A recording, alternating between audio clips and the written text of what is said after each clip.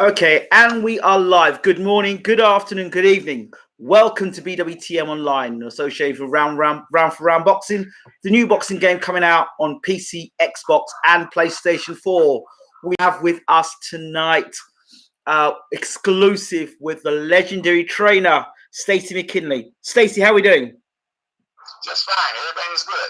Thank you so much, Stacey, for taking this interview at very short notice. Two shout outs. First of all, to Uncle James Alibashir, who's basically a resident on the channel, and he gives Stacey a call. Very knowledgeable man, knows his heavyweights. So that's Uncle James Bashir first, and then my cousin, I've got to give a shout out to, who's Keston Alvarez. He says that when he was in the gym, you were in the gym with him as well. Right. So two big shout outs there. Right, let's get going. Okay, so Stacey, for those people who don't know, can't believe people that don't know who you are. For those people who don't know about you and your legendary CV in terms of fighters, tell us who you've worked with. Well, we was talking about heavyweights. I definitely have to start with Mike Tyson. I was with Mike Tyson for 10 years. That heavyweight champion Tony Tucker, heavyweight champion Alexander Povetkin from Russia.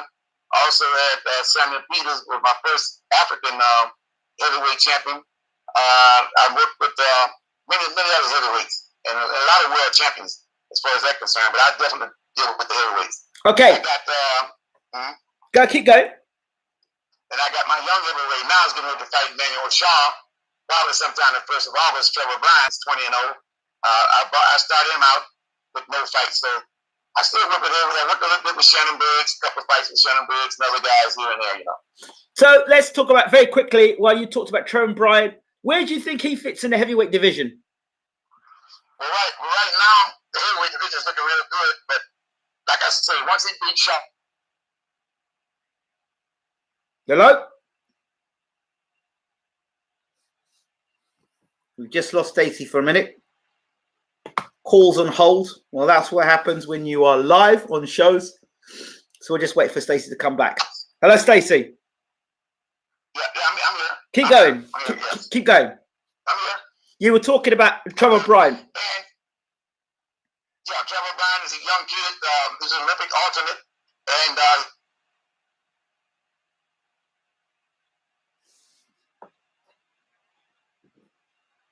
he's 20-0.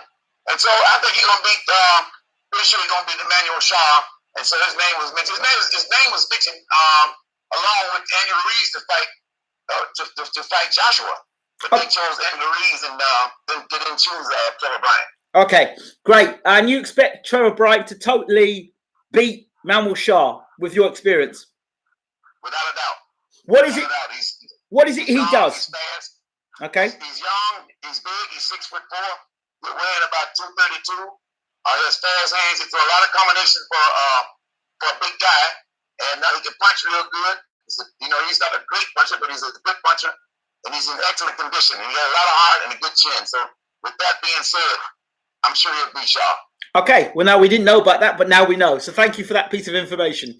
Okay. Next up, there's a lot of names going around the heavyweight division at the moment in terms of trainers who could possibly train Anthony Joshua if the McCracken relationship breaks down and Joshua were looking for another trainer. Now, please clear something up for me. I've heard many times that it's something different to train a heavyweight fighter as it would be to train any other fighter in the division from any other weight category. Heavyweight is different. Why is that the case? Well, heavyweight he's a different beast altogether. Psychologically, he's different. Quite naturally, he's physically different from most small fighters. A heavyweight, you have to train him basically the way God built it. A lot of times, people try to take a heavyweight and make a little fight out of him, teach him how to slug, teach him how to do these different things, but you have to build him the way that God built him mentally and physically. Working with heavyweights have always been, I was a heavyweight myself, so I got a good understanding about him. But working a heavyweight is different because you don't have to work on so many different things that can build a little fighter. I mean, you can take a heavyweight, my old training say, a good jab, a left hook, and a right hand, you can build a heavyweight. If he's good, you can build him. Now, Tyson's a little bit different. Tyson got a little man skill. Although he's big and strong, he has a little man skill. So, but the heavyweights are easy come easy for me to train. I understand them mentally, and it's just mentally different. You know, Tony Tucker was a master boxer, puncher. Tyson was heavyweight, was a fighter. Senator Peter, I took him. He didn't. His skills was bad. I took him, won a world championship with him. The only thing I taught him was the jab, left hook, and the right hand, and got him in tip-top condition. So it's a lot. There's a lot to train him. There's more mental, and you don't need to do a whole lot of things in your heavyweight. Okay, so who was the hardest puncher that you've worked with? Well, the hardest puncher I ever worked with was Mike Tyson. The hardest puncher that I ever caught pads for was Ernie Shavers. Wow. So puncher, yeah. So Shavers punched harder than Tyson. Yeah, Shavers definitely punched harder than Tyson. Now, I would say Tyson is second to Shavers along with George Foreman. Shannon Briggs is a very good puncher also. Interesting. I've been in with some. Interesting. So the talk about Ali versus Tyson and Tyson punched too hard. Well, if Ali can take Shavers, he can take anybody, right? On Foreman. If he can take Shavers and Foreman punches, he can take anybody punches. You know, Mike Tyson was not the type of guy who would brag.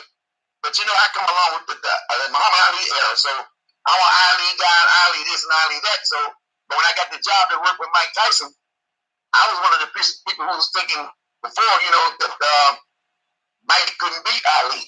So I was talking to Mike once, and Mike don't like to brag. I asked him, I said, Mike, you think you could beat Ali? He said, I kicked Ali's butt. Easily kicked his butt. Now, Ali said that he would beat Tyson, and Tyson would have given him a hell of a fight. But from what I can see, if the fight go the distance, I got to go with Ali. If there's a knockout, I have to go with Mike Tyson. And I think that the two would have been a devastating great fight because you gotta remember one thing. Ali has one of the greatest chins in the heavyweight division of all time. He could take a hell of a shot.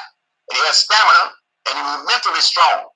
His mental strength was very strong because he felt that the heavyweight championship belt belonged to him. That ring belonged to him. He had a great respect for the belt. That's why I once said about, I told Reddick Bowes it was a shame that he threw the heavyweight championship belt in the garbage can. That was a shame and disgrace on his part, but he later told me that somebody advised him to do that. So I can understand that. But Ali chin was so great. If he could take a punch, Shavers hit him harder than anybody. He said, Shavers hit me and I went through 3 doors and I come back. And so that's hard and mental strength. So you have to put all this stuff together and you come up with a good fight, a great fight with Muhammad Ali and Mike Tyson. Wow. Two other questions while I'm there. Tyson versus Foreman. Tyson was told by Custody Amata to never fight George Foreman. He told me he was too big, he was too strong. You know, there's something a lot of people don't understand. They got Tyson record down his height is 5'11", but he's not. He's about 5'9" and a half. Wow. So actually, in terms of his stature, he was a small guy in terms of his stature, but he was wide. He was built low to the ground, and and everything was natural. He's somewhat of a freak of nature. So you take a look at all these different attributes that Tyson had. He could have been champion at any time. Now I once told him, he asked me a question once. You know, Mike he was reverse psychology a lot of times. He has about 9 different personalities.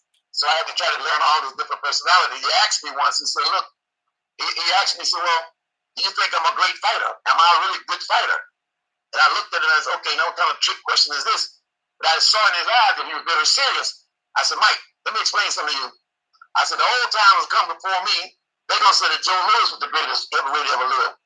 I said, the guys come along with me, they're going to say that Muhammad Ali was the greatest heavyweight ever lived. I said, now, the younger guys that come along with you, they're going to say you're the greatest heavyweight ever lived. So there'll always be an argument between you 3. Who could it be who could it be this, and who's the best? So you're always going to be, you 3 going to always be standing out. Now, I go along with Muhammad Ali as being the greatest heavyweight of all time, and I'll tell you why. It's because you look at the oppositions that Ali fought. He fought the Foremans. He fought the Shavers. He fought the Ernie Terrell. He fought all Sonny Listons. He fought A fighters. Those class A fighters. Whereas Joe Louis fought maybe 2 or 3 A fighters with Jersey Joe Walcott, Max Mellon. I would say he's an A fighter. You look at Tyson. Tyson only fought a few. Tony Tucker, a few fighters that was I would class it A fighter. So the opposition that you look at Ali fought, I have to go with him as the greatest. Now, there's another heavyweight that's second to Ali, but I can't put him in the same category, and that was Evander Holyfield. I was about to mention Holyfield. Yeah, Evander Holyfield fought A fighters.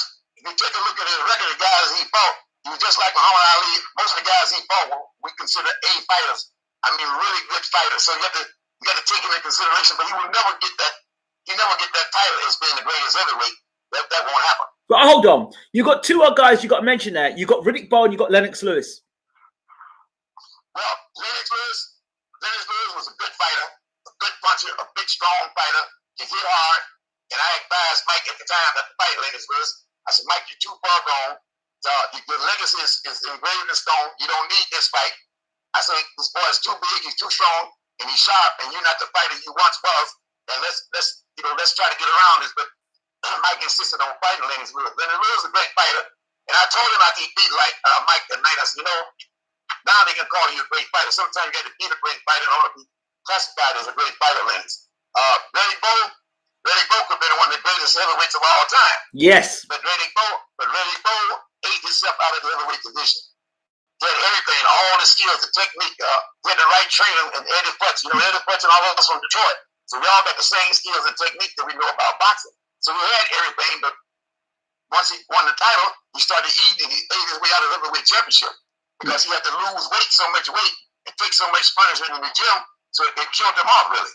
I talked to him quite a bit, yeah. One guy that I want to add to that mix, who's more mythical than anything, is the president, Ike Ikebuchi. Ibuchi? Yeah, Ike Ikebuchi. Yes. Ike Ikebuchi has the making. He has the making of becoming a great fighter. I remember I once asked Mike. I said, Mike, what do you think about Ike Ikebuchi? So Mike told me, his eyes lit up. He said, Stacey, he's a good fighter. He said, but the thing you don't understand is this: can he take it? He can dish it out, but there's nobody that'll put anything on him. Can he take it? Which makes a lot of sense. But I had high hopes for Ike Ikebuchi. He thinks he's a dangerous man. In fact, I talked to Mr. Bird when he fought Chris Bird. I called Mr. Bird. I said, why did you take that fight? He said, well, it was a good fight for Chris. I think Chris can beat him. And I told Mr. Bird, this boy's a devastating puncher. And he's too big.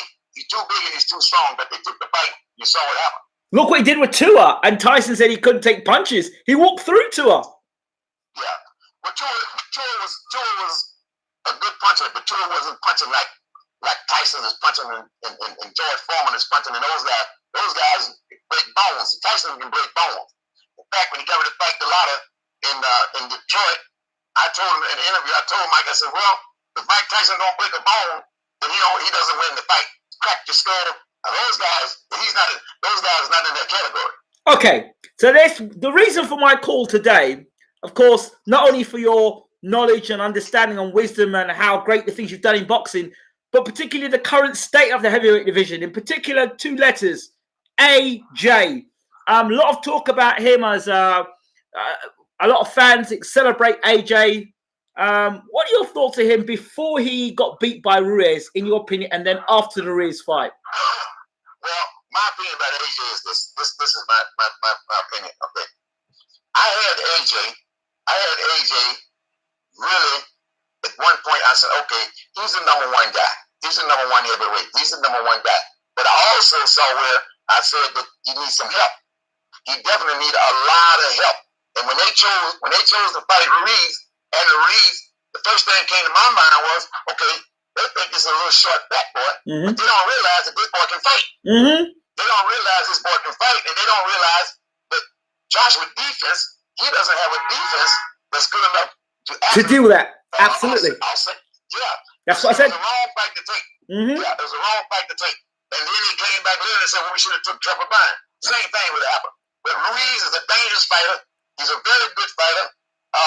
He'd only lost 1 fight that we thought that he won. I tried to get him with Don King a while back because before he fought for the title, Parker for the title, because I saw something in him. I said, listen, this guy's better than what you think he is. And as a heavyweight, I said, he's quick. He's not a big puncher. Ali wasn't a big puncher, but he put them together. They took you out and look at Ali's knockout record. But anyway, when he chose that kid, there was too much going on. There was too much well, we may fight. We don't know who we got. We got 5 or 6 guys we're going to fight. Now, when you put all this stuff together that was going on in this camp and going on, hey, let's make a decision on who we're going to fight. Let's not drag it out 2 or 3 weeks before fight time. Then we're going to announce who we're going to fight. Because what happens is you don't have time to study this guy. You haven't taken time to study this guy. You got to go through all these different psychological things with this fighter. Now this fighter is sitting here waiting. Which for me, I never would have put him in that fight. I never would have put him in that fight. Now, to be honest with you, McCracken is a good trainer. He has some good fighters, but he cannot train a heavyweight. I can see it. I can see it. He doesn't understand the heavyweight. And I can go by Joshua. Joshua's defense, his defensive move, the jabs that he used, the right hands that he threw, the uppercut that he threw. It's all based on what he done learned himself. Okay, he doesn't have a good defense. All right, then he go in the ring and he spreads he give away his height. Yeah, I think it's about 6'7". He go in the ring and he spreads his legs wide to bring his height down to level with Ruiz. Why would you give away 6'7" and you would come down to 6'2" or 6'1.5", spread your legs so you look this guy eye to eye? That's the first mistake that he made. That was the first mistake. I'm looking at this. I said, you know what? And the same thing when he fought for Beckett. I said, why is he squatting down like this? Why are you making himself a real man? You're tall, fight tall. Okay? His jab is not what it should be. His right hand is not what it should be. His defense is bad. He can't see nothing from the right side. That's the fact you know that when you fight, you always get hurt. Now, let me tell you, when he fought Dillian White, Dillian White pulled the cover off of him. Right. People don't know this. Okay. I told my boy Trevor Bryan, I said, listen, if you get this fight, I said, we're going to knock him out. He said, well, how are we going to knock him out? I said, because when he throws his left hook, don't you pull from his hook. When he throws his hook, you catch his hook with your right hand. And when you catch it, shoot back with your left hook. Catch and shoot. I said, you come back. Yep. I said, you come back with your left hook. I said, you'll knock him out. Listen. I said, first of all, Stacey, all what you're saying here, I did my breakdown to this fight, and I said that Joshua would engage exactly what he did, engage with him, and he'd get caught the same way he got caught with Dillian White. He hasn't improved. No, he hasn't. Listen, he's regressed. How can you improve if you don't have a teacher? You have to have a teacher, man. This thing is an art. There's more to it than going out there just beating him. But Dillian White showed you how to beat him. And you can hit him with overhand rights. There you go. See, and another thing he does, when he throws his left hook, he pulls his fucking right hand behind his head. so all this side over here is wide open. What about the jab coming? What about the jab coming from the waist? Coming from the waist, it's really a shame.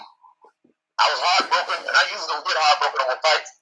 But I was really heartbroken over that boy losing that title. I mean, it's one of the, I told Eddie Hearns that too. I said, look, this right here is one of the biggest abortion I ever seen in my life. What you did is threw the baby out with the bathwater. I said, as far as I'm concerned, it's a garden of sin. The kid should have never been in that fight. He should have never been in that particular fight. Now, if he wanted to fight that guy, then let him be the original guy, and we're going to train and study Ruiz. We're going to go through everything. We're going to watch films on Ruiz. Don't just take this kid. And everybody running around so relaxed. Okay, we're coming to America. I'm watching them on television. They're having fun. I'm saying, you know what?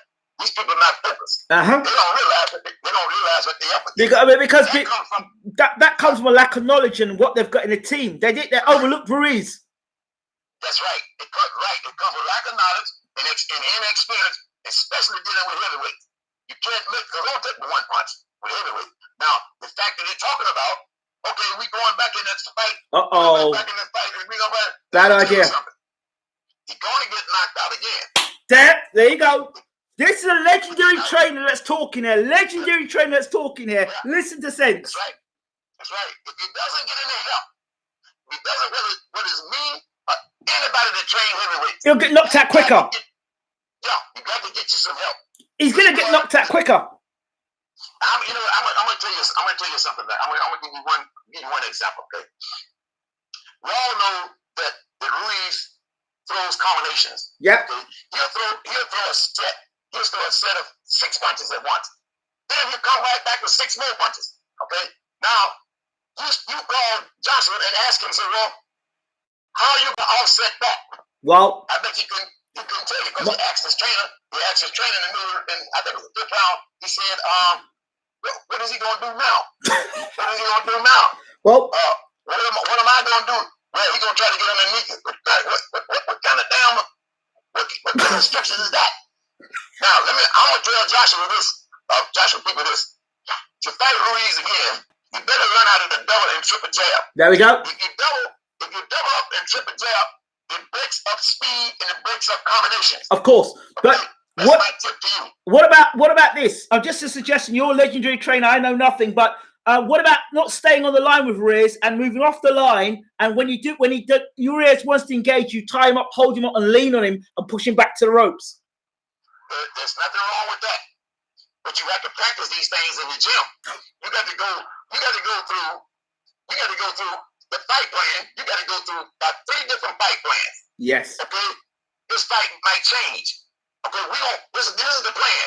But this plan, I remember I was working with Emmanuel Stewart with Tommy Hearns when he fought Rodon. The plan was to box Rodon. Rodon was too strong. Then we got into, I think it was the 5th round, and Emmanuel Stewart said, look, forget about the strategy, forget about the plan. And let's box. That's all they had to do. But you got to have 3 different plans. So if one don't work, you got to be able to change up. And how you going to have plans and you take a fight like that on a 3-week notice? You got to be crazy. There is no fight plan. You know, the only thing you're looking at, what Joshua did, he got all these muscles. And when he hit him, they don't know that Ruiz can take a good punch. The boy's an Olympian. You know he can take a good shot. Once that fighter hit him with that shot and knocked Ruiz down, and Ruiz got up, Joshua knew in his mind, right then, I got a fight on my hand. It's the same way when Mike Tyson fought Holyfield the first time. Uh-huh. I tried to get the fight postponed for 4 more weeks, and I felt that Mike wasn't ready. I bet on that fight. I won that fight. I won that bet as well on that fight. Yeah. So I said, okay. I said, listen. So y'all got down on me. Yeah. Well, you just do what you're supposed to do. You train. I said, okay, you're right. But now Mike gonna blow this guy out. He gonna blow this guy out. You ain't trained long enough. Holyfield is Holyfield. Holyfield gonna fight you, Mike. I can tell you that right now. If he realized in the 4th round, Mike, he was in a hell of a fight because he sat down in his stool. He said, I said, how you feel, Mike? He said, oh boy, I knew then, okay. Now you see what I was telling you. So it's the same thing with Joshua. I didn't say fire his trainer. I didn't say that. I said, give him some damn help. That's all I said. He needs some help. Now, if you go back into the same way, you'll get knocked out. That's all there is to it. He's gonna get 100,000 people and all these good-looking guys, very articulate. The man took boxing to another level. People was just going crazy over the heavyweight division because of Joshua was just like the king at the top. They killed all of that. Now you got to rebuild. You know. And now you ask me who's the best heavyweight in the world. I can tell you who the best heavyweight in the world is. It's easy. It's very easy. Deontay Wilder? No. Ooh. The best heavyweight in the world is Tyson Fury. Wow. Interesting. Don't let nobody fool you. And I argue with coaches. I argue with this. Wait a minute, you lost your mind. I said, let me tell you something. Tyson Fury is going to beat Deontay Wilder. That was my prediction. I said, he's going to beat Deontay Wilder. No, he ain't going to beat Deontay Wilder. And when the fight got about the 5th round, even Floyd and them said, hey, he got to do something. I said, I'm going to tell you something. He got him shook up. Now, if you watch him fight, he's tall, he's rangy, he can move good, he got a shake and bake. He shakes and bakes. And see, to try to counter a guy that's shaking and baking, that time you try to think, he done shook. You got to start all over again. And he hit you at the same time. He's kind of like Jersey Joe Walcott. You take a look at him. He got the same shake and bake that Walcott got. The boy's a great fighter, and he's the best out there right now. There's no doubt about it. There's no doubt about it. And he has the personality. And people behind you. I had to put Deontay Wilder second now. I had to put Joshua third. Okay. Let me throw a few other names in there. Alexander Usyk. Alexander Usyk, well, he's a decent fighter. You know, he's a decent fighter, but he got a long ways to go. I mean, you know, he got a long ways to go. Good fighter. got a long ways to go. And that heavyweight division, he has a long way to go right now. He's not there yet. Michael Hunter. Michael Hunter can make a little noise. You know, he's a good fighter. I know him first. I know his daddy. He's a good fighter. He's making a noise. He's too little. He's too little, man. The problem is, he got a little slick moves. He's a good boxer. He'll beat a lot of heavyweights because he's busy and he's small. But he ain't gonna be able to stay up there with them big powerful heavyweights because his body cannot absorb those punches. So your body got to be able to absorb them big heavyweight punches. He ain't gonna be able to take that. He won't be able to take it to the body. He won't be able to take it to the head. So but he's a good fighter. He beat a lot of fighters, but he's a good fighter. And I'll tell you, I would tell you. I did an interview once, and I would tell you the most dangerous fighter out there for Wilder would be Vladimir Klitschko. I told Klitschko, I said, let me tell you something. You knock Wilder out. You think so? I said, ain't even doubt in my mind. You ain't got to have no tune-up. You got the ability to knock him out in 5 rounds. That's what I told him. Now, I would say that Muhammad Ali was the smartest heavyweight ever lived. Okay, in the ring. The second smartest heavyweight I ever seen in the ring was Vitaly Klitschko. Oh, that's my boy there. Yeah, Vitaly Klitschko is second to Ali mentally in the ring. He's one of the smartest heavyweights I've ever seen in my life, and he's good. He's good. Everything he does is good. Okay. Now, one thing he does that most heavyweights couldn't do, that Ali could do, he could back up punching. He can fight backing up. He can fight backing up coming forward. He can fight backing up lateral movement. He can do it all. Not only did he have a good jab, he had 2 or 3 different types of jabs.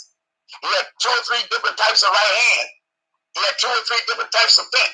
One of the smartest fighter I ever seen was Vitaly Klitschko. Yep. Absolutely. Wow. That's the way. Keep your eyes on Tyson Fury. Can't none of them beat him. None of them. Keep your eyes on him. He's just that good. Listen, I've always thought Tyson was a good fighter. I just felt that it's the whole clowning around thing that, he loses concentration at times. We saw it in both times when he got knocked down by Deontay Wilder. That's my own thing about him. He got, like I was telling you earlier about the fighter got to fight the way God made him. God made his mind like that. That's his personality. That's his character. To clown around and do these things. That's his character. If you take that from him, you got a different fighter. That's true. You can't take that from him. All right. You got to leave that with these are things you have to understand. And it's like when I was training Ricardo Marioga. Yep. Everybody was talking about Marioga smoked cigarettes and Marioga drank beer and all this. And so when Don King called me to get ready to fight Bernard Forrest, who was pound for pound the best in the world at the time, along with Roy Jones, I went and looked at Marioga and watched him train. And I went to Don's house. We were meeting that night. I said, Don, that boy that's not going to knock Bernard Forrest out. He said, no, Stacy. No, he ain't going to knock him out. He go to this. I'm still going to win. I said, no. He ain't going to this with this kid right here. So then Don started telling me, you got to shorten up his punches wide and all that. No. He even punching wide like this. I said, I'm going to shorten him up down the street. I said, Bernard will be looking for wide punches, and all at once he's coming down the stretch. And I also told him, he said, well, he's drinking beer and all that. I said, handle that. So I had a meeting with the fight. I said, look, this is what I want you to do. Monday through Fridays, I want you to train. I don't want you drinking. I don't want you smoking no cigarettes, okay? I said, and on Saturday, I'm going to get you a case of beer and a pack of cigarettes, and you go behind the gym and smoke and drink all day if you want to. So Don King said, why would you tell the fighter? I said, because he's going to do it anyway. So you have to manage him. Now I can manage what he's doing. If I let him do it every day, there's no management there. But he can't do it anyone. The fight, the same thing with Tyson Fury. You cannot take it from him. If you do, you got a different fighter. Automatically got a different fighter. Okay. And I tell you, wow, anybody he hit with that right hand and came back with that left hook, they'd have been gone. I don't see how he got up off the floor, but he got up. He got up, and that tells me something right there. He's determined to win. And he reinvented himself physically and mentally. He has reinvented himself. He's enjoying his life and enjoying himself. A happy fighter is a dangerous fighter. And right now, he's a happy fighter.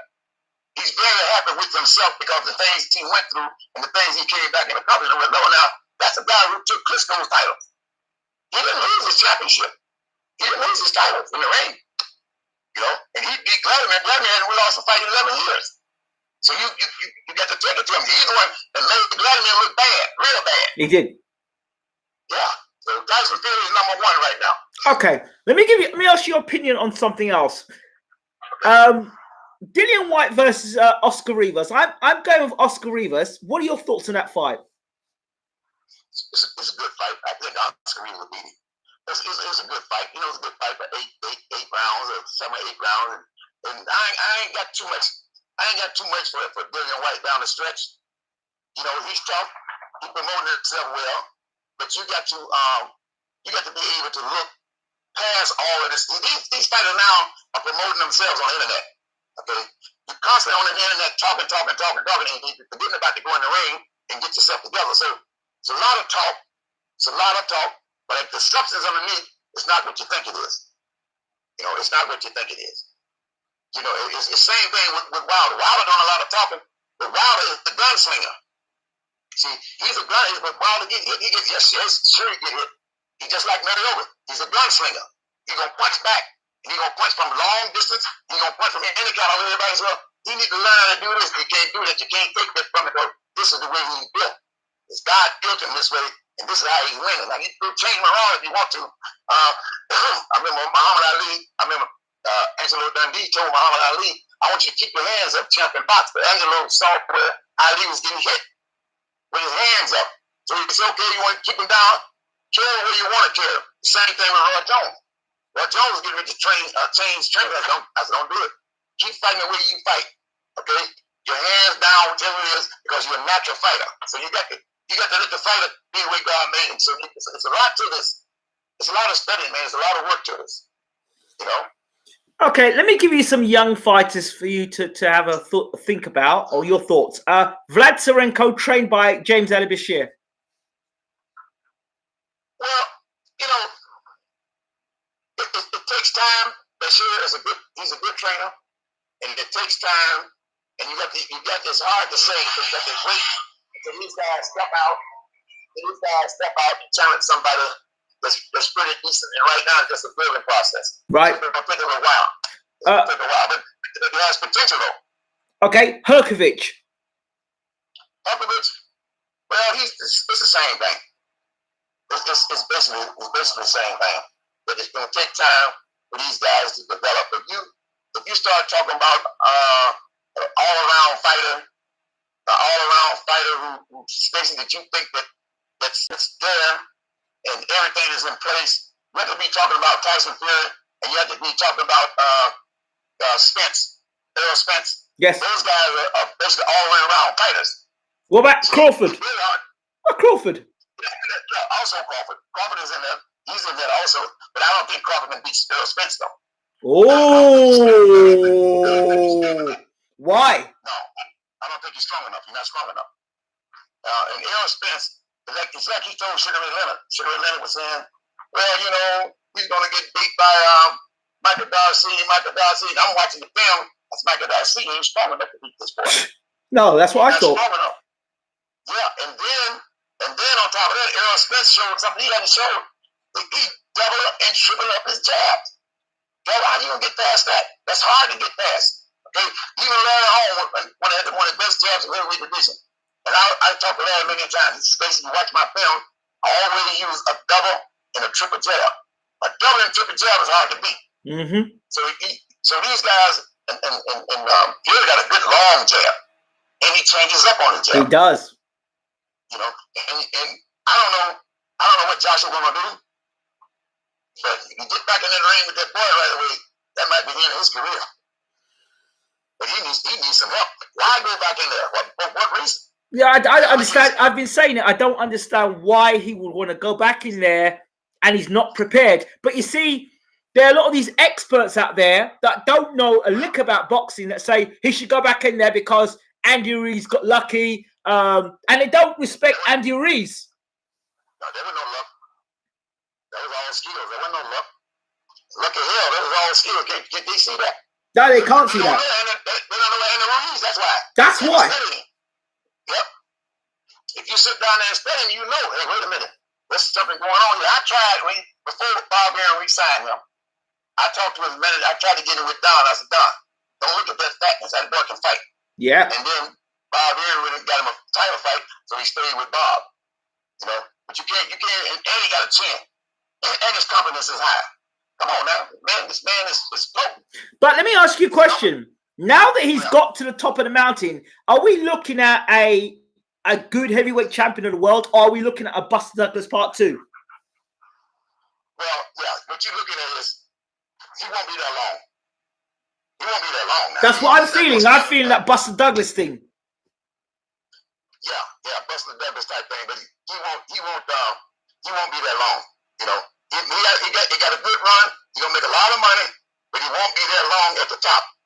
He can't. There's too many guys. Like if you fight Tyson Fury, he beat tomorrow. It's just that simple. If you fight Tyson Fury, he beat tomorrow. Now I'll tell you something. I give him a good chance against Deontay Wilder.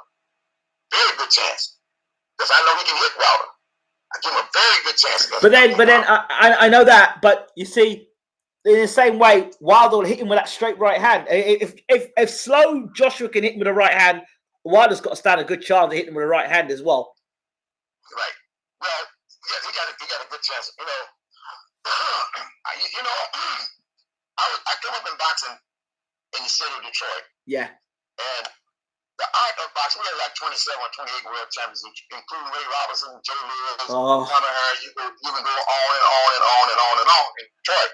Now, the art of boxing started in Baltimore, Maryland, by a black fighter by the name of Joe Gans. Okay. Joe Gans was the first world champion, African American world champion. He came out of Baltimore, Maryland. He is the inventor of skillful boxing. He brought the art form into boxing. When you catch and shoot and all that, he invented all that stuff. Now, the guys who fought him, some of the guys who fought him, Blackburn and all of them who was over there with him, they all moved to Detroit. And so Blackburn brought the game to Detroit. That's how he ended up training Joe Louis. He brought the skills into Detroit. Taylor Smith, all of them came. So we got a chance to get that good technique and skills that we have in the city of Detroit. Now, Joe Louis said, get back to Wilder's right hand. We've been taught, if you ever notice, Michigan fighters, Detroit fighters, they all got good jabs, good left hooks, and good right hands. Yes. Especially right hand. We was taught to sit down on the right hand. But now, it's just like we was taught how to throw a dangerous right hand. We was taught how to protect ourselves against the dangerous right hand. Okay. Now, like Joe Louis said, and this is what I tell my fighter, I said, look, we know that Wilder got a good right hand. I said, what we're gonna do is we're gonna take the right hand from him. Take it away from him. Okay, you take the right hand from it. What he got? He ain't got nothing, coach. I said, that's right. Now, I'm gonna show you 3 or 4 different defenses against a right hand. How to take it. Now, I'll give you one example. Slip inside. Instead of pulling back. Slip inside. You go to it. Yep, slip inside. Yep, got it. Yep. You go to the power. Yes. That's what you got to do. You got to go to the power. It's the same thing with the kid over there that knocked out Costa Zoo. He went to the power. He didn't run from the power. He went to him and knocked him out. What's the kid's name over there? Ricky Hatton. Ricky Hatton. Knocked him out. Costa Zoo. Costa Zoo to me was a miniature Joe Louis. He was a miniature Joe Louis. So, taking Deontay's right hand, we want him to throw it. Joe Louis said, I'll take the right hand from you and stick it up your ass. That's what Joe Louis said. So we're not afraid of his right hand, but we got something for it. And that's all he got. But, so, you know, but that would be. But now he's got a left jab as well. His jab seems to be vastly improving, and he blinds you with that left hand, and then comes through the right hand. Yeah, he has a good jab. Now his jab is good, and then again, it all depends on the opposition who he's fighting. I knew that when he fought Ortiz, it was going to be a dangerous fight for him. I knew that all around because Trevor Bryan been sparring Ortiz for the last 6 years, and I knew that Ortiz was all around good fighter, and I knew he was going to be hard. But now Dominic Brazil, some guys that I can beat. You know, the guy coming in the ring scared to death, standing straight up in the air, looking for the right hand. I said it. Yeah. I said, listen. Stacey, I tell people that are listening, and I tell them these things, and they ignore the facts. They ignore what a fighter does, and they make these things up. Oh, he's not going to do that. He's not going to do this. Fighters fight with patterns. That's right. So he stood right to the front of him. Stanger stood, and it was talking about Trevor Bryan. And I tell people, look, we had contracts. We had written contracts to fight Dominic Brazil. He backed out. We had contracts to fight Stavern. He backed out. We had contracts to fight Brian Jenny. He backed out. Oh, we signed on the dotted line. They backed out. They want to fight Trevor Bryan. Well, why is that? You got a problem. Brazil, all of them backed out. Don't want to fight it. Because all right. They're going to have a problem. Trevor Bryan versus Tyson Fury. Tyson Fury wins. And Trevor Bryan is my fighter. But I manage in training. But to beat Tyson Fury, you got to bring it. And Tyson Fury is young. He's not old. And he's not beat up. So you got to bring it. It's a hard. Now, a fighter like Tyson will give him all the hell he wants. Tyson will give him all the hell he wants because with the bell ring, he's going straight to him. You got to stand out there and try to box and think. You're going to have a problem. You have a problem trying to keep it with him. I've always thought a guy like Tyson Fury, the best way to beat him is to stay on him all the time, constantly on him all the time. When he loses concentration, land your overhand right. You've got to stay on him all the time. Swarm him. Yeah, but you don't have the fighters with that type of heart. You know, they ain't got the heart like Henry Armstrong, Joe Frazier. Joe Frazier beat him. Yeah, they're coming to you all night long. You know, these guys are not gonna fight like that now. What about Ike? Do you think Ike could have done it? Ike Abuchi? Yeah. If he had stayed in the game, got him a little bit more experience, I would give him a good shot to stay on top of it. Because he would bring it to you. Now, like I said, I don't know how much he can take. I don't know how much Ike could take. Some guys can dish it out, but they can't take it. Until you find out a guy can take it, then you got to fight him. Let's just say he could. Let's say he could take it, and he was in this era. How would he have done? Great. He'd have done great. He was on his way. But he wasn't mentally strong enough to handle what he was getting ready to accomplish. So a lot of these guys mentally, they're not mentally strong, and they can't handle this. Everybody don't want to make it. They're afraid. They're afraid to make it. You have to understand that. That sounds crazy. But it's not. Makes sense. It makes a lot of sense. Huh? It makes a lot of sense. Not just in boxing, in life. There's some people who just won't make it. When it comes down to it, they don't want it. Yeah. I had a kid by the name of Dwayne. Dwayne in Ann Arbor come along with me, and I raised Jane and Tony and all them boys from amateur. But I had a kid was just like a Tyson. He did everything he could to keep from making it, and including going to jail. Once he went to jail, he knew he was safe. Oh boy. He felt, afraid of success. A lot of people is afraid of success. Have you seen? There's a guy who's got a mimicking style of Tyson, God-fearing man. I think he's in his mid-30s, but he's short, squat like Tyson, about 5'9", 5'10". Don't know what his name is. But they talk a lot about him. Mix. Was the last name Mix? No. He's a Christian. He's a Christian fighter. Christian man. He's a Christian guy. Where's he from? I'm not sure, but he's American, and I think he's got 2 kids, and he's got one of his inspirational stories. And Mike Tyson saw him, and Mike was looking at him, and Mike was saying, "Well, you need to do this, you need to do that." Yeah, he was talking to him. I talked to him last week. Wow. The same guy. I talked to him last week. He want to come out here. Okay. He asked Mike who would be a good fit to train me, and Mike told me you need to go to Stacy. Wow. Stacy know my style, and he know your style, and he know how to put you together. Wow. For your style. Yeah, that's the guy. That's the guy. Yeah, that's him.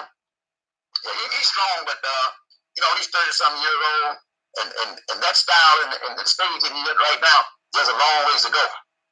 I'm not saying you can't make no money, but I'm just saying it's almost to get there at this stage and this age, it's going to be very difficult. Stacey, I want to talk to you a little bit about sparring, because I've had this debate online with guys. Some guys have boxed, haven't boxed before. But my biggest problem when it came to Anthony Joshua is all these rumors of all these guys knocking him out in sparring.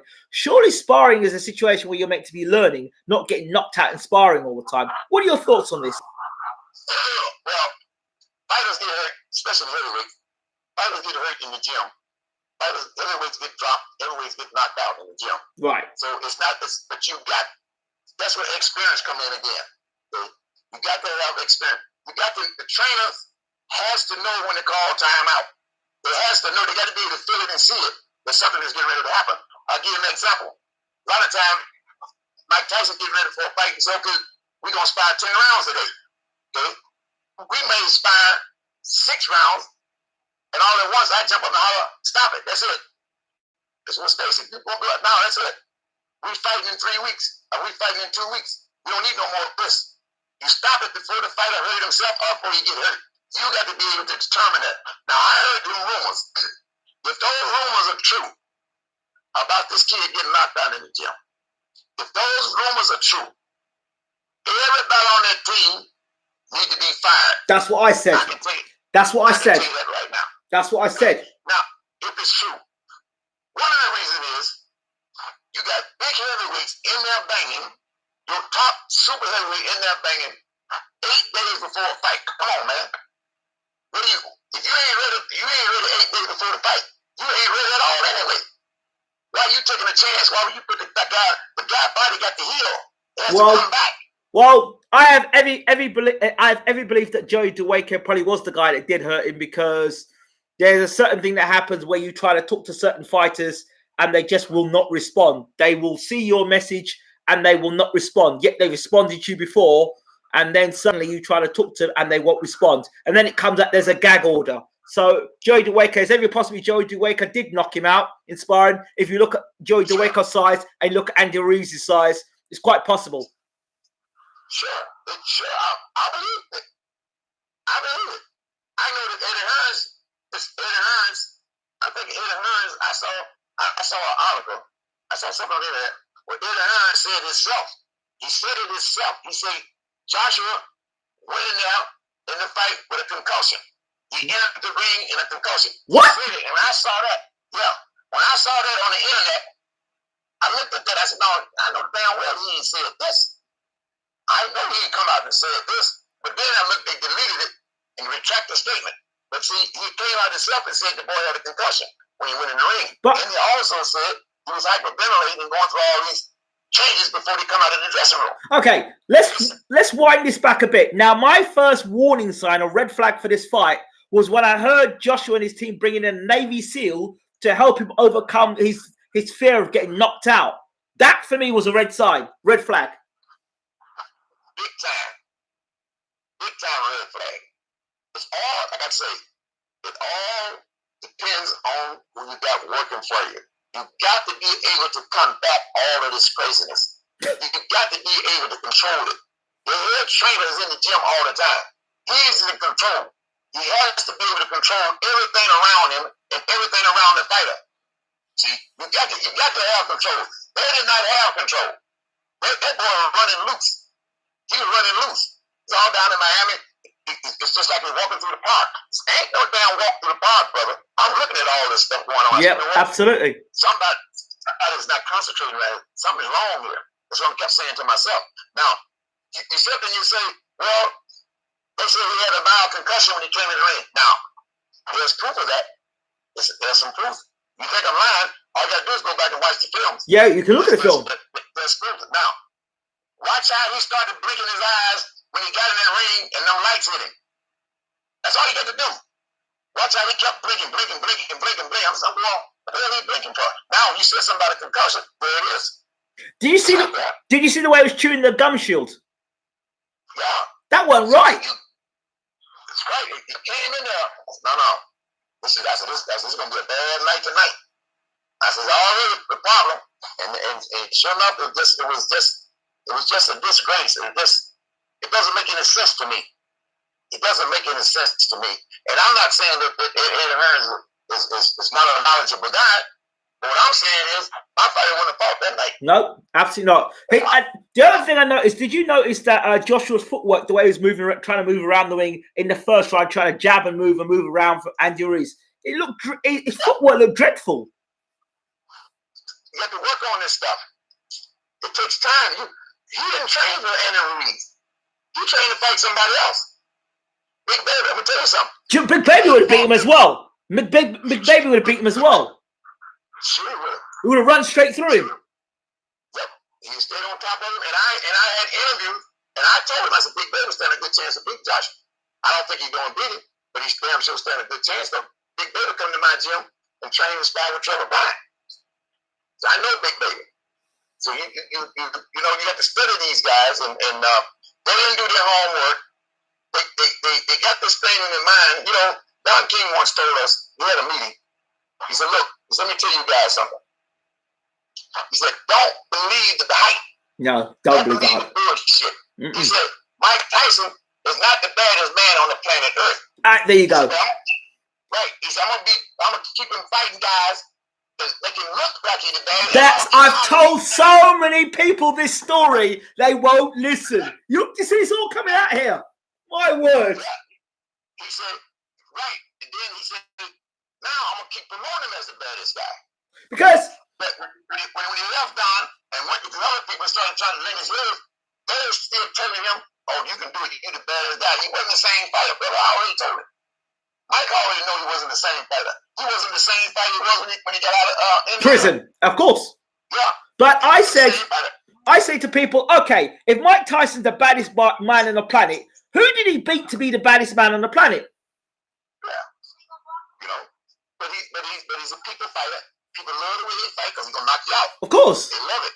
But Mike told me himself, he said, Stacy, I'm not the same fighter I was when I got incarcerated. I'm not the same fighter. He said, it broke me mentally. I said, it did. Now I knew then that he's not gonna fight in a rage like he used to because he told me he was broke mentally. So what I did was I took him and made him more methodical, not throwing 1,000 punches. You break it down, make sure the punches that you throw, that they land. You place the shots.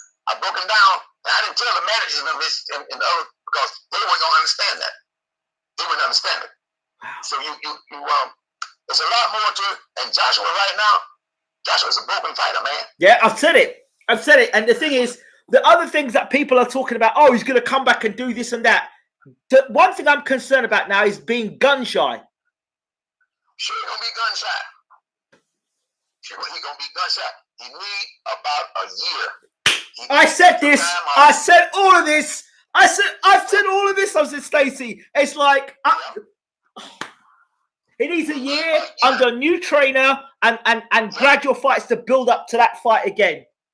That's right. A couple fights, then he can go back in there and he can take care of business. But he needs to learn how to use the jab, how to distance and timing, how to hold when he's in trouble, use his footwork, get his hands up, distance. Yep, work on his defense, the proper type of jabs, all of this stuff got to be worked on now. Because see, now he's been exposed. You ever seen But he was exposed before then. Yeah, you ever seen peppermint candy? No, I haven't. The long tubes of peppermint sticks? Yes. About too young, man. You take a stick of peppermint candy and you pop it, and when you break it in half, pieces go everywhere. But that's what happened to him. You mean like when you get a glass bottle and you smash it on the floor, it goes to pieces? Yeah, pieces all over the place. That's it. So you got to do it. You got to bring them back, and you got to start at the bottom, and you got to build it back up. You got to build his confidence up, tighten up his skills. He's gonna be in shape. Tighten up his skills. Add something to what he's got. Work on his defense. Teach him how to be a smarter fighter. Right now, ain't nobody scared of him no more. But Stacy, I know you say all these things, but two things I asked the question. Mentally, will he ever recover from the Ruiz fight? Lennox Lewis was strong when he came back when he got knocked out by McCall, but they gave him time. He managed to do it and they took time with him. Even when he got knocked out by Rackman, you know, he wasn't in shape for the Rackman fight. He went there too late to South Africa. So that was one shot. This guy, Joshua, got a beating over a 6-round period. He didn't just get hit by one shot. He took a beating. He took a beating. And even before he got in the ring, he had issues. He was worried about getting knocked out by Ruiz. Yep. He had problems. He had scratches on his face. A whole lot of things. Now what Lennox Lewis did, Lennox Lewis, that's how Lennox Lewis beat my fighter Tony Tucker for the heavyweight championship. Yes, And, I'm watching it. But what Lennox Lewis did was, Lennox Lewis got smart. He said, I'm going to get me some help. My fundamentals ain't right. So he went and got in Magnus Sterling. That's after he got knocked. That's after he got knocked out because he had that. He said he had a cheerleader in the corner. Yep. Pepe Correa. That's what happened. Yep. So he did the right thing. This is what Joshua had to do. Listen, man. I understand how you feel about your trainers. No, whoa. Hold on. Don't lump me in with the rest of them. Don't. That's why I told Tonka Bashir, don't lump me in with the rest of them. What do you think of British trainers? Because I was going to say to you, the British heavyweight, the British horizontal heavyweight. Let's talk about that for a second. Well, the British heavyweights are good heavyweights. Let me tell you what. Let me tell you the difference between the American heavyweights and the British heavyweights. I gotta hear this. The American heavyweights are a little bit more skillful. Yes. Okay, the technique and style is a little bit more skillful. All right. But the British heavyweights, they're easy to train because basically they're gonna do what you tell them to do. They're gonna do what you tell them to. You ask them to jump over this fence, they're gonna jump that fence. That's all it is to it. They're more dedicated, and from this perspective, than the American heavyweights. Yes. But we got the different techniques and the different styles. British guys use a stand up, straight up European style. Uh-huh. The European style is only get you so far. Now, you got to get this other stuff. That's why a lot of them come over here anyway. You got to get this other stuff that takes to beat these good guys. But it seems that Joshua is quite adamant to stay with McCracken and have this upright European style. He says nothing was wrong. They're going to go back and look at tape and do it again. But how are you going to improve between now and November and fix all those problems? Because as soon as you get hit in the chin again, the same things will happen. You're going to get flashbacks. There you go. You're going to get flashbacks. You're going to get lights. Lights going to light up again. I can guarantee you that. He's going to get flashbacks. Now, the thing about it is this. The thing you got to understand is this. Now, that boy got knocked down, 5 or 6 times? 4 times. He got knocked down 4 times in that fight. He was off his feet. He got hit high on the chin, got hit on the head. Now, what will happen when he get hit again? Is he going to be able to come through it? Or is he going to have flashbacks? What the hell is going to happen? You don't know. Because you shot him right back in the ring.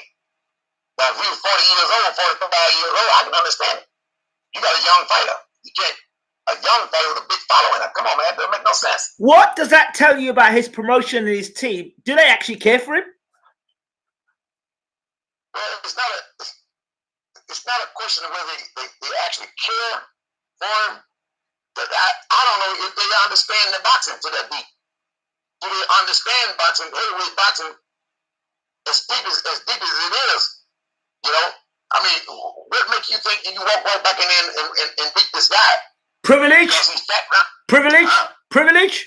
entitlement, arrogance was the same reason I got them knocked out.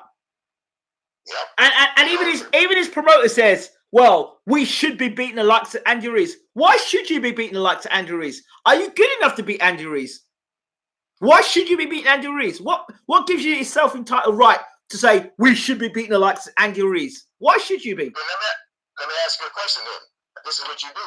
You give him an interview and you ask him, say, okay, you say we should be beating guys like Andy Ruiz. Why? Why? Tell me what styles it is. What are your styles? What are your offense? What are your defense? How do you handle this? How do you handle that? The fighter himself asked the damn trainer that in the corner during the fight. He asked him in the corner during the fight. He asked me, he said, well, what is he going to do now? He said, well, I think he's going to come out and try to get underneath me. He ain't told me nothing. He's been underneath me. Tell me what to do. Didn't tell him what to do. Did you notice when Joshua was in the corner and he was sitting down and he looked at McCracken and goes, why do I feel like this? And McCracken was just still giving him instructions. Like, why do I feel like this? Because you got hit? If my fighter had came back, a big fighter like that, come back and ask me, why do I feel like this? I would drill him. How do you feel? But what is it? Are you nauseous? You feel weak? Tell me how you feel. Tell me what it is that you're feeling.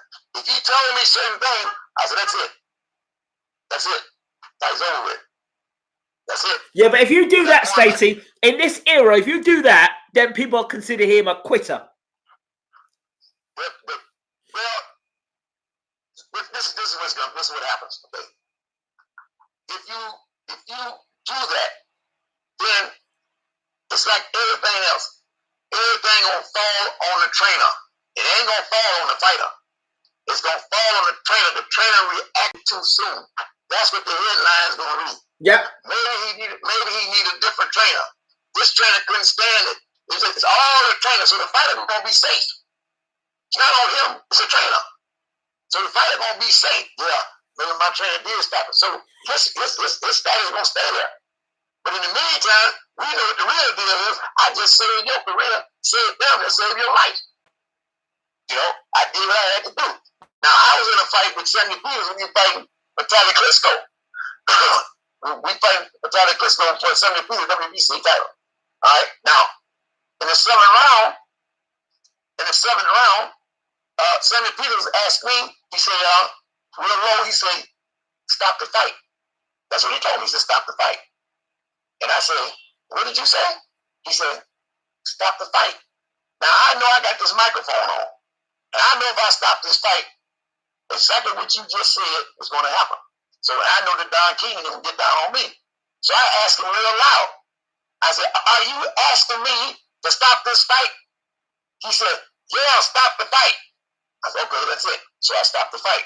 Later on, Don said, "Well, we got to save his career. So we're gonna say Stacey, stop the fight too soon." They said, "Don, have you heard the audio?" Pissed off. The fighter said, "Yeah, stop the fight." He asked for the fight to be stopped. I did it intentionally so that the people would know they won't put that on me. You know, but anyway, Joshua need help. He's still a big name. He need help. My advice is don't go back in that fight like that. Don't do it. They're talking about the fight being in November. It sounds ludicrous, mad. And they're going to try and take the fight back in America or Mexico. Because in a fantasy, we go back to the United States and we knock Ruiz out like we should have done the first time. That's the fantasy. And now AJ is back where he was before. They're trying to get the same thing that Emmanuel Stewart did with Tommy Hearns. We should have Leonard beat Tommy Hearns. I knew Tommy wasn't going to beat Leonard. We should have Leonard beat him. A month later, Emmanuel Stewart is trying to make Hagler and Hearns. Come on, man. You're going to jump from this fire off and come on. Because you want to get back to the top too quick. You got to take your time. You got to let your fighter get the heal, man. The man's head is soft. Those punches are not gone yet. You have to understand that. We call it absorbing punches. I'll give you an example. You can hit me with a good shot today. Yeah. Okay. That punch is not going to leave my body. It's there. Yeah. It's going to always be there. Okay. 6 months later, I might walk down the street and fall down. And you said, "Damn, what's wrong? I ain't fall." Because that punch came back. Dang. The punch come back. That's why you got to heal. You got to see and you got to heal. The punch is still in him. The shots are still on him. So you got to let the boy heal. It takes time. Now, you go back to the fight in November. That means you got to get back in the ring September, October. You got to get back in the ring in September, sparring again. Now you get hit upside the head again before you get back to the fight. And get knocked out and sparring again. Yeah, you're going to be soft. You'll get knocked out again. So when you go in the ring for the real fight, you're a dead man walking. That's it. That's it. Now, they don't want to believe it. That's the truth. Well, I studied this thing for 50 years, day and night and day. I done seen it all. let me give you a heavyweight here who I think was badly managed and could have done something in the heavyweight division. David Price. What are your thoughts? Sure. Yeah. It's the same thing. Bad management. Looking at the fighters. Fighters got a lot of talent. You got this, you got that. You got to let them develop. You can't rush them. But, people think they know everything. And then, it's a sad situation It's very sad that they think they know everything and they don't want to listen to people with the experience. There you go. And the thing is, say is, well, he's just trying to get a job. Everybody trying to get a job. You know, I just speak the truth about it. You know, I just speak the truth. The thing is, what doesn't help is the media. There's some right idiots in media. Oh, he should take the rematch. And then when the guy gets beaten in a rematch, oh, he was a hype job. Oh yeah, he was a fraud. Yeah, there you go. Oh, he was a fraud. He was a wash. Listen, the fighter gonna tell you, yeah, I want to fight. That's what he's supposed to say. Yeah, I'll fight anybody. That's what he's supposed to say. He's supposed to have the brains and the sense to say, okay, I appreciate it, man, but we're going to do something different. You don't do what the fighter say. He's supposed to tell you that. You know? He's supposed to say, when you fight, I'll fight tomorrow. Yeah, but you're not fighting tomorrow. That's what you got to be able to say. Damn. You know, I know what I did wrong. I know what you know what you did wrong. You did wrong for taking the fight in the beginning. Because you wasn't prepared. You weren't ready. Fight. Is it he wasn't prepared or he wasn't good enough and overhyped? He wasn't prepared properly. He wasn't trained properly and prepared for that style. So wait, so if he wasn't prepared and he wasn't trained properly, does it mean he wasn't good enough? Because he has to be, because he seemed to have those same problems in the amateur days. The guy who knocked him out in the European Championships, short squat, same sort of style, backed him up. So he really has improved from the amateur days.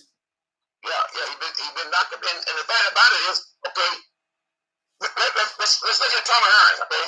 Yeah. This is a lot. Tommy Hearns will knock you out quick in the ring, okay? Yeah.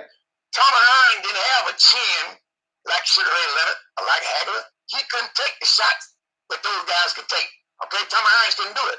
His chin wasn't strong enough. But the thing is, you got to get to that chin, okay? Getting to that chin is not an easy job. It's the same thing with Joshua. He ain't got the best chin, but it should have the skills and technique to where he can defend his chin and make it harder for you to get there. But he doesn't do that because he pulls his right hand back, he drops his left hand, and them left hooks hit him right on the chin. He doesn't have the defense because he's not being taught. He's not being taught. I want to mention another fighter because I keep seeing and keep saying warning signs for this fighter, but for whatever reason, people have got blinkers on. Talk to me about Joe Joyce. Joe Joyce is a big old boy. You know, he's a big old boy. He's strong. He's not what they say he is. He's not what they say he is, but he's strong. He's got muscles. He can punch, but he's extremely slow. He's extremely slow, and he needs some help also. He needs somebody to teach him how to box, fight as a heavyweight. He needs a lot of help, but he's the type of kid that you can rush and right on up and down, boom, boom, boom, boom, boom, into the title fight. He makes $2 or $3 million, and he's set for life. That's what he is. He's not somebody gonna get there and be around for a while. It ain't gonna happen. You know, he could win, but he won't be around for a while. He may get there and not win. Daniel Dubois. Well, this guy's kind of soft. Good fighter. Good fighter, but they're soft. You got to come here and work out in these gyms and get tested and work out in these gyms with these good, strong fighters. Then you can pretty much tell what you got. But you're over there, you're boxing small guys, you're boxing soft guys, you're boxing guys with no skills, and how you gonna develop? You got to get in the fire, man. You got to get in. We have so many world champions at the comp gym because everybody has some type of title. NABL title, USBA title, world title. So you were boxing good competition all the time. If these guys don't have the competition, they sit on for spine finder. They might as well give me that money. Some of the spine finders go over there, they can't fight already. You know, it's just like when Julio Cesar Chavez got ready to fight Frankie Randall. Yes. We had a meeting. Don called a meeting. He said, okay, what do you think about this? I ain't gonna call all the trainer's name. What do you think about this fight? Oh, Don Chavez was stopping in about 8 rounds. All the way around to the table. He got to me. What do you think, Stacy? Don, I'll be honest with you. Chavez can't beat Frankie Randall. What? I said, can't beat Frank Miranda. I said, I'm going to tell you why. Because all these guys he done fought are sluggers. They're all slugging. I said, they're throwing wide punches. They ain't boxing. I said, and the guys he's sparring with are the same thing. So now he gonna go in there with a master boxer puncher with all of this rhythm. A lot of this stuff has to do with rhythm. Yes. Always remember rhythm. I said, he fought guys with no rhythm. Yeah. He sparred with guys with no rhythm. Now you're gonna get caught up with Frank Miranda, super rhythm. Yeah. Got his ass beat. Down go Chavez for the first time in his career. Oh, I must have played that about 50 times on my VHS. I must have played it. And the shot that Chavez hit him with, Randolph hit him was like, oh, a beautiful right hand. And Chavez dropped, boom. Now that damn Stacy always tell me the truth. Stacy tell me the truth. See, I learned a long time ago. Most trainers, they're afraid. They're afraid of losing their jobs. They're afraid to tell on the fighter. They're afraid to say certain things.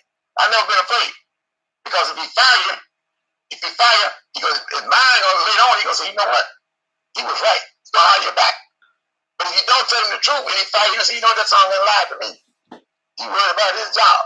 I've never been worried, even with Tyson, never been worried about no job. Because I'm going to do the right things and do what I'm supposed to do. And I'm going to tell the fighter the truth. When he's working good, he's working good. If he ain't working good, I'm going to tell on him. I'm giving you 2 more fights that are coming up. And I'll give you my predictions. You tell me what you think. And I've been watching Pacquiao and Thurman training. And I'm watching Pacquiao's speed and his movement. I'm thinking Pacquiao's much faster. Everything's faster about Pacquiao. And he throws straight punches. Keith throws lots of wide punches. I think Pacquiao's going to beat him to the punch and possibly stop him. Your thoughts? Well, first of all, I think you're absolutely right. Because I don't have no high opinion of Keith Thurman anyway. Because I watched him when he fought this kid. I forget the kid name. The kid hit him in the body. The kid hit him with some body shots. Collazo. Yeah, he almost quit. That told me something like that. This kid can't take pain. He can't take pain. He wanted to quit in that fight. So I don't have too much. I'm not that high on him. And then he got, his arm was hurting. He had an operation, this and that. So I got Pacquiao in the fight. I got Pacquiao by knockout, left hand, straight for the middle. Yeah. While he's reaching to throw them big shots. Right. He's a big puncher. He's in shape. Got a lot of experience, and it's softball. So he's gonna try to run and watch Floyd films and try to imitate Floyd. No, that ain't gonna work. That's not gonna work. He's gonna get caught with that left hand, and Pacquiao's gonna really go to town on him. That's right. So that's not gonna and Thurman can't fight backing up. He can't fight backing up. When he gets backed up to the ropes, he can't fight. That's right. And Pacquiao know all of this. He's experienced and he know all of this. So there you go. One other fight. I got into it with his trainer, his manager, Sam Jones. Joe Joyce versus Bryant Jennings. What are your thoughts on that fight? I think Bryant Jennings will get knocked out. I think he'll get beat. Why? I don't think he got the heart. Anymore or just generally?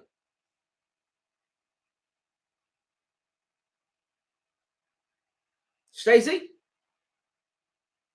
You there? Yeah. So Go ahead. I talked with Bryant Jennings today. I talked with him today. Bryant Jennings. Oh, what did he say? I told him, go in there and do the best.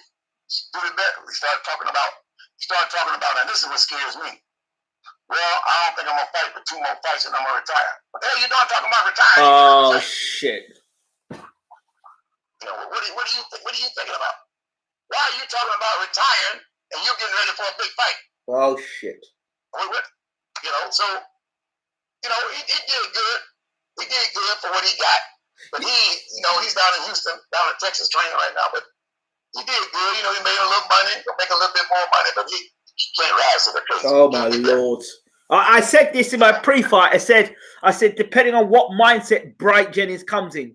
Because He has to come in the right mindset to beat Joe Joyce. He's got faster hands, he's got faster feet, he's defensively responsible, but it's your mindset. You already got knocked out by Rivas in a fight he was winning. Then he said, I listened to something he said the other day about how he got knocked out by Rivas. He said he got knocked out by Rivas because he got out the last round. He didn't really want to be there. He was thinking about other things. He didn't really want to be in boxing. What a time to think that. Well, it's the same thing, man. When you say something like that, what you think? It's the same thing like he said today. A couple more fights and I'm done. Oh my we were Lord. talking about that part. So oh Lord. He can't beat that kid. The kid gonna box the hell out of him. Bobby gonna stop it. Yep. So that's where we at. Stacey, if Anthony Joshua were happening to listen to this, what would be your message to him? My message would be to him: get you some help. Okay, you need some help all the way around with your skills, your technique, your condition, your mindset, everything. Get you some help, boy. If you don't, you're done. That's all it is to it. And there's sort of guys that I'm hearing like the same old people being brought up. Freddie Roach, Abel Sanchez, Adam Booth. No good. That's what I'm saying, because they're not heavyweight trainers. Right, no good. And he needs a defensive trainer who's going to teach him defense and understand the history of heavyweight boxing. Right. That's right. He need. That's what he needs. And Freddie Roach, I like Freddie Roach. You know, he does good. He can't teach defense. Yeah, but you never seen him do anything with no heavyweight. You got to get him and work with heavyweights, man. It's a whole different ball game. It's very, very, very. You know Sam Watson, right? Yeah, no, of course I know Sam Watson. I met him. Yes. Yeah. Now Sam Watson, and I didn't know this either. And what's another kid named Rizzo out of Miami. Okay. They work with all the organizations. Okay. Yep. They're the one that approached me. Rizzo approached me, and he wanted me to train Gerald Miller. He wanted me to train Gerald Miller. Ooh. So he told them, so listen, there's one guy I know that knows heavyweight. That's a heavyweight trainer. He said that's Stacey McKillen. Now I had never heard that from him before. I don't know where that come from, but Rizzo said it. And he said Stacey McKillen. When Shannon Briggs was making his comeback, he did the same thing. Rizzo told him he's good with heavyweights. Now I had Adrian Rahman fighting at the Hilton in California, and in California, and Sam Watson came up to me. He said, "Yeah." He said, "You're doing a good job with this lightweight. The boy looking real good." He said, "But your specialty is heavyweight." Yes. And I looked at him and I said, "How do you know that? Where you get that from?" Stacey, I've been watching you with heavyweights a long time. You won a lot of fights that you shouldn't have won with them heavyweights. But it was funny because I never even thought about anything like that. But those are two that started that. You know, I did a face off like that interviewed me. So I did a face off. I think the greatest heavyweight trainer I would say was Eddie Fetch. So we did something like a face off. We named the fighters that Fetch trained and the fighters that I trained, the heavyweights. And it's a close comparison. Like I say, they said, well, Tony Tucker. Then we say Riddick Bowe. So that's a good combination. That means that Tony Tucker was better than Riddick Bowe all the way around. Because he took his skills up from a little boy all the way to heavyweight, 6'5". So they said Joe Frazier, said Mike Tyson. So we went on down the line like that. And it was like, damn, that comparison is real close. That's how I know it is. But it was very interesting to do that. But anyway, we'll see what happens. But these guys, they're naming these guys because the guys' names is big and faces out there. But they're not heavyweight trainers. When Shelly Finger come to me, Shelly Finger got Mike. We got Mike. That was Mike. Met me at the MGM. He states, I want to talk to you. I went to the room. He said, look, you're going to need some help with Tyson. He said, I'm going to give you 3 names. He named Rick Tajiri as a trainer to help me. Yes. And he named Tajiri, and he named Jesse Reed. Yes. Okay. And he named Tommy Brooks. Okay. So I told him, I said, listen. He said, now tell me the ones you don't want and tell me why you don't want them. I said, listen, I don't want Richard Jacquetti. Okay. Because he's not a team player. and working together works. He's not a team player. I don't want him. He said, what about Jesse Reed? I said, he's a good trainer. Trained a lot of good fighters. I said, but I've never seen him training heavyweight. It's a different ball game. He said, okay. He said, what about Tommy Brooks? I said, two things about Tommy Brooks. I said, Tommy Brooks is working with Rodman right now. And I think he's working with Rodman and some other heavyweight champion at the time. I said, he's working with two heavyweights. I said, another thing about Tommy, he won't get in my way. He'll let me do what I have to do. I said, take Tommy Brooks. That's how Tommy Brooks ended up with Tyson. Yeah, can I Tommy Brooks? I've spoken to Tommy Brooks a number of times, done a number of interviews with Tommy Brooks. Yeah. We only have quality on the channel. Okay. Tommy Brooks, yourself, Bashir. Yep, I heard. I told through a text message too. I text back and forth with Eddie Hearn. I told them 2 years ago. 2 years ago, when I first started watching Joshua, I told him 2 years ago. I said, you know what? You got a hell of a fighter right there, but you gonna need some help with that boy right there. I told him that 2 years ago. I told him that 6 months ago. Even before this fight. I told him at the Klitschko fight. I told him at the Dillian White fight. But they didn't listen. They don't listen. No, they ain't gonna listen. They ain't listen. Because So. they know it all. Because they know it all. Well, yeah. So now you get to the point where you just don't care. You've told them you don't care. But there's people making comments in the comment section, and one of the people said here is that Adam Booth's a good trainer for Anthony Joshua. He can teach him head movement. What are your thoughts on this? You got to teach him more than head movement. You got to teach him. Listen, the man is 6'7". Okay, he's 6'7". You're only going to do so much head movement anyway. But he has to learn how to block shots, catch shots, block shots, knock down jabs, knock down right hand, roll right hand, catch right hands in the air, jab, slide back, half a step back, counter punch, pump jabs to the body.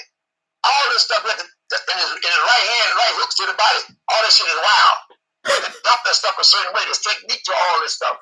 So you just can't say you're teaching head movement. There's a whole lot of things he got to help. Well, stay there now. Yeah. As Lennox would say, science. That's science. That's right. There's a science to him. And he looked like a kid that trained himself. Yeah.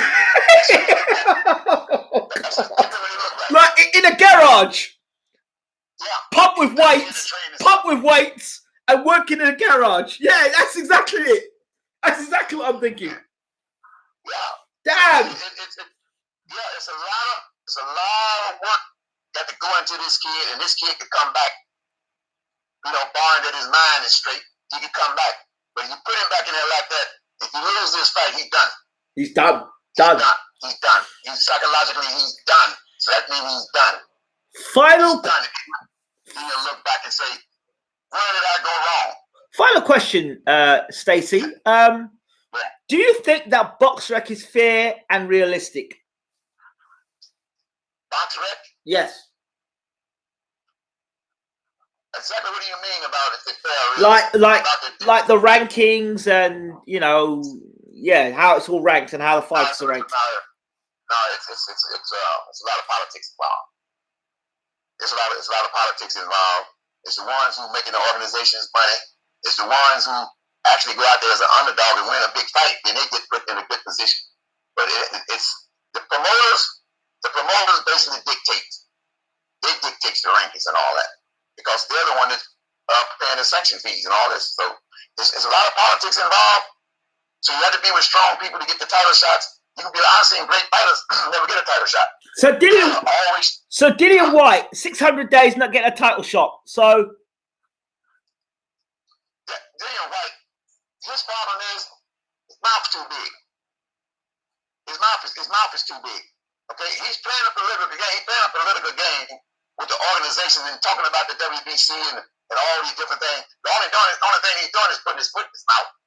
That's all he's doing. He's trying to demand something like he's a superstar, a super big guy. You're going to draw 40,000, 50,000 people. That ain't happening. That's not happening. Are you going to sell 1 million buys for pay-per-view? It's not happening. So you need to humble yourself a little bit so somebody take an interest and put him in the right fight, and maybe he go on and get another title shot. Remember, he did get knocked out by Joshua. So but they promoting themselves. See, the fighters are now promoting themselves on the internet. They might say anything. So a lot of them put their feet in the mouth. Gerald Miller Big Baby did a fantastic job of promoting himself. A fantastic job. So you know it's a lot of politics involved. He'll get a shot. Keep going. Win his fight. You know, Ed Hearns will get him into something, so he'll be all right. But he ain't gonna win no world title. That's out. He had his shot at that. He ain't gonna win no world title. Good fighter, but he ain't that good. I have concerns about him fighting Rivas, and I'm picking Rivas to beat him. Right. I do too. There's nothing special about Dillian Whyte. What's special about him? He hurt Joshua. That was special. Hit Joshua with a hell of a level. You know, but that's hit these other fighters to be a little bit different. And I told you the best fighter out there, the best heavyweight out there is Tyson Fury. That's the guy to beat. And I don't see nobody else. It's gonna be rough. It's gonna be tough. Stacey McKinley, thank you so much for your time. Oh my word, it's been an absolute honor to be in your company. Legendary trainer. Thank you so much. Okay, I really appreciate it. No, I appreciate you more. I really do, because this is legendary stuff. This is just so great to hear it from you, to hear it from your mouth, talking this stuff out and letting the boxing fans hear this stuff I've been telling them over and over and over and over again from a legendary trainer to say it now. Thank you so much. Well, thank you for having me. And we look forward to Okay. We look forward to having you again very soon. Stacey, how do people contact you? If fighters wanted to contact you or talk to you, how do they contact you? They can look me up for Stacey McKinley. Stacey McKinley on WhatsApp. They can call my phone number 702-682-3478. Just give me a call. You're in trouble now. You're going to have all sorts of people calling you now, Stacey. That's good. But hey, remember one thing, I turn my phone off every night at 9:30. After 9:30, you're not going to get me. I've been doing it for 40 years. Because I have to get my rest. People call you 2 o'clock in the morning, 3 o'clock. You got to get up and take your fighter running at 6. Now you're going to the gym tired. So that's why I do it. Stacey, ain't no problem. I appreciate it. Stacey, thank you so much for calling BWTM Online. We really appreciate you. Okay. Take care. Get in touch with me. Take care. I will do. Thank you, Stacey. Okay. Thank you. There you have it. Legendary trainer Stacey McKinley on BWTM, breaking it down for you from beginning to end. It's been an absolute honor. Thank you to James Elibashir, for Uncle James Elibashir, for just being another great coach and legendary trainer yourself, Uncle, and making it happen for me to listen to another legendary trainer who could tell me loads more stories, and we can have loads more stories on the channel. So you've heard it right here, not out of my mouth, but legendary trainer. Listen to Stacey McKinley. He knows his boxing. That's it from us at BWTM. Hope you've enjoyed it. Hope you've learned something from it. And please leave your comments in the comment section. And yeah, BWTM, Stacey McKinley will be a regular on the channel now. Keep your hands up. This is BWTM. Don't forget to rate, subscribe, leave your comments. Check it all out there. Like us on Facebook. Follow us on Instagram. Follow us on Twitter. Subscribe to us on YouTube. And most importantly, check us out. www.bwtmonline.com. Good night. Take care.